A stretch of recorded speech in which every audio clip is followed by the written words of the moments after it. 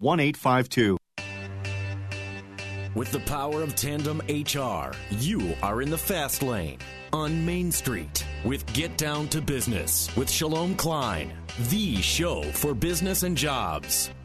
Now, the champion of networking, the advocate of jobs, the guru of business, your host, Shalom Klein.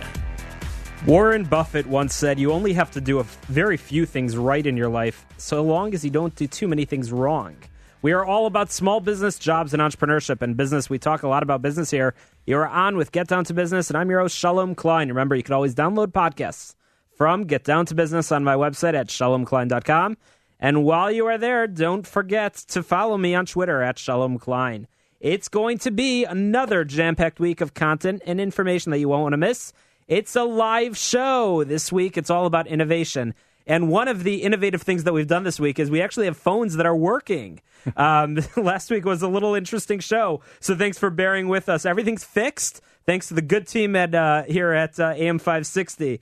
This week, we'll be joined by guests Chuck Hamburg, Warren Brand, Chris Everett, and Gary Miller. And at the end of the show, I'm going to be sharing some networking tips for introverts. You won't want to miss it. Once again, it's a live show, and we're taking your calls at 312-642-5600, 312-642-5600. Get Down to Business is powered by Tandem HR, your solution center. You can find them at tandemhr.com or call 630-928-0510. You can also email them, simplify@tandemhr.com. Thrilled to be joined in studio, and not just in studio because the phones aren't working this week. Thrilled to be joined in studio by our friend Chuck Hamburg of Creative Hospitality Associates. Chuck, welcome to the show. Well, thank you very much. It's an honor and a privilege to be here. Fantastic. So, Chuck, you're sort of in an interesting business. You're in the business of helping restaurants get up and running, and you're in the business of casino management training. Tell us a little bit about that. Well, I say that everything I do, everyone is interested in, but I've been teaching hotel management, restaurant management, and many years ago got involved in gaming and came here in 1987 to Roosevelt to start a program in casino management. Circus, Hyatt, Caesars, and Hilton was supposed to build casinos about 1990, and because Governor Egler was kind of hooked up with Duchissoir at the racetrack, they put the kibosh on it and never got off the ground. But it's going to happen soon. You've got 10 operating casinos, and I think now that you've got a new governor, you're going to have Chicago's probably going to get one very soon within the next year or so. Probably at the State of Illinois building, too, so it's going to be pretty convenient. But the newest casino that was opened is Rivers. The newest casino is Rivers. That's Neil Bloom. He's setting all sorts of records. He's doing about $35 million a month bottom line profit. He's got people that fly in from all over the world to play baccarat at $10,000, $20,000, $30,000 a hand, and because of his location. He's also unfortunately hurt the other 9 casinos, especially Elgin and Joliet, because of his location and convenience. But what was your involvement in the opening of Rivers? Well, we had students that we trained to go there, but most of our students that we train at the university will work in casinos like a Rivers. A lot of them go to Las Vegas, or I should say fabulous Las Vegas. They get upset if you don't say fabulous. And also to Macau, and there are casinos all over the world now, but we've had several that have worked at the 10 here. So we have a curriculum. We teach hotel management, restaurant, meeting planning, special events. And the thing that a lot of people do not realize is that when you go to Vegas, about 60% of the revenue is non-gaming. It's in food and beverage. It's in special events.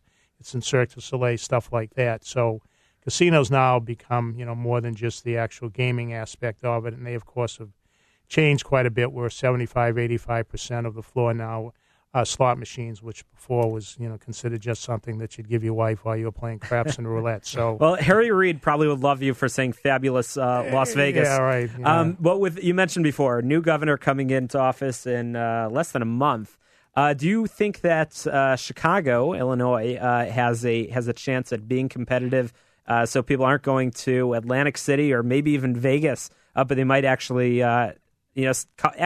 be attracted to come here for gaming? Well, in my humble opinion, the first year it opens up, it'll be the largest grossing casino in the world. Wow. Chicago is a fantastic convention city. It's an okay tourist city. I think they don't play the Al Capone thing up enough. I was the only one that liked the museum when he had it here several years ago. But it's going to draw people. So people have an opportunity to go to the casino. What we are missing desperately whether you're for it against it morally, is the red light district. We need a district from, say, Roosevelt all the way down to Cermak that would have jazz clubs, maybe some gentlemen's clubs, because that's one of the big complaints that tourists have. But the casino will be downtown. I believe they were going to do a temporary one at the top 2 floors of Macy's, the old Marshall Fields, and it will print money. The first year they open up, it will be gross more than any other casino. And you think it's possible that the State of Illinois building might be the home of a new casino? Well, it looks like a casino. The place is a dump now, and they want to get rid of it. And, absolutely, it was built that way. The problem is that the city thinks they can run it, which is absurd. They can't even run the parking meters.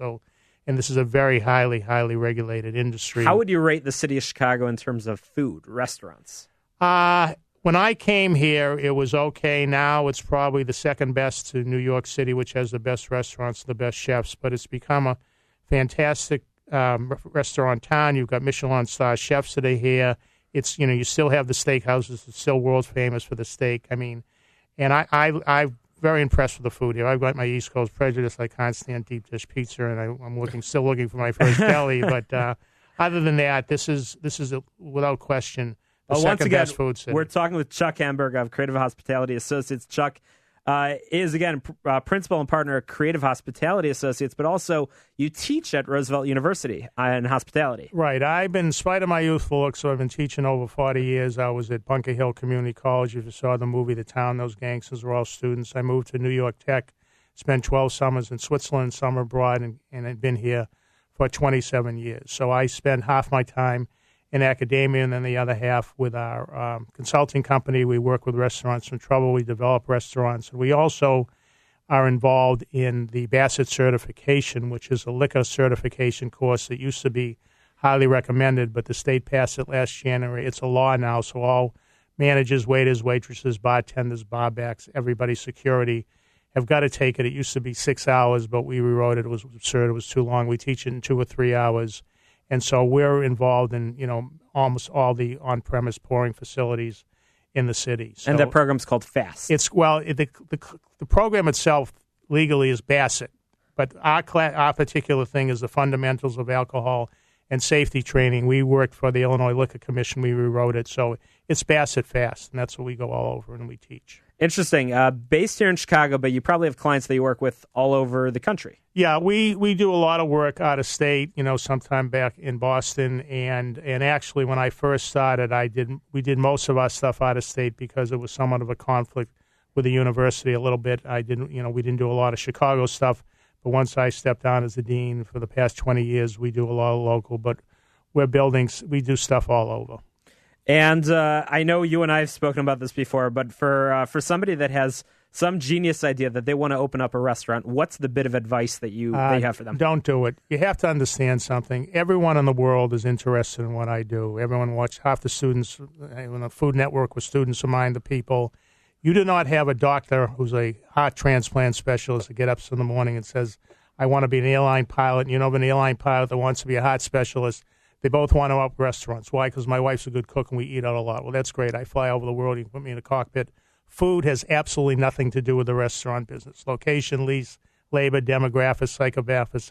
Half the restaurants are out of business before they open up because they don't know what they're doing. Interesting. I completely agree. I think both you and I, we've shared some critique of many of the restaurants in our neighborhood. I keep kosher, and there's not a lot of very good operations around town. Yeah, there's a few, but that's one of the categories that can certainly use improvement because you can't, just because food is kosher doesn't mean it doesn't taste good. But have a lot of operators that are taking advantage and charging huge amounts of money for kosher food that's not worth it simply because it is. But this has become a great, great, great food city. You've got incredible variety of every type of cuisine on the face of the earth. You have pioneers like Rick Bayless, who brought Mexican cuisine here. You've got Richard Melman, who's a marketing genius. You had Klein has, I could go on and on and on Sure. with the restaurateurs that have done a wonderful job for this town. Well, once again, we're talking with Chuck Hamburg of Creative Hospitality Associates. Chuck, if something that you said sounded of interest to somebody, one of our listeners, how can they reach you? How can they get a hold of you? Well, the easiest way, you can certainly look at our website. It's Creative Hospitality Associates, or www.chaconsulting.net, or you could call us. Our office is in the West Route, right in the middle of everything. It's 312-850-9797, and we'd be happy to talk with anyone that wants to open up. We also do a lot of free discouragement consulting, so we save you hundreds of thousands of dollars by not opening up. But, you know, it's an interesting business. We built restaurants we thought that would have no shot, and they've got 30 places already. And we did others that we thought were going to be superstars, and they were basically belly up in 6 months. So you don't know. It's a very touchy business, a very tricky business. There's nobody that knows it better than Chuck Hamburg of Creative Hospitality Associates. Chuck, thank you so much for coming in. Thank you. We're going to continue this conversation, I think, about some of these innovative ideas in restaurants, casino, lots of interesting stuff, and certainly sounds like you have your finger on the pulse. Get Down to Business is brought to you in part by Everett Wealth Solutions, a registered investment advisor and financial planning firm, a fiduciary advisor that helps you create your personal wealth. Find them at everettwealthsolutions.com or call 708-771-7777. After the break, we're talking with Warren Brand about an engineering conference coming up.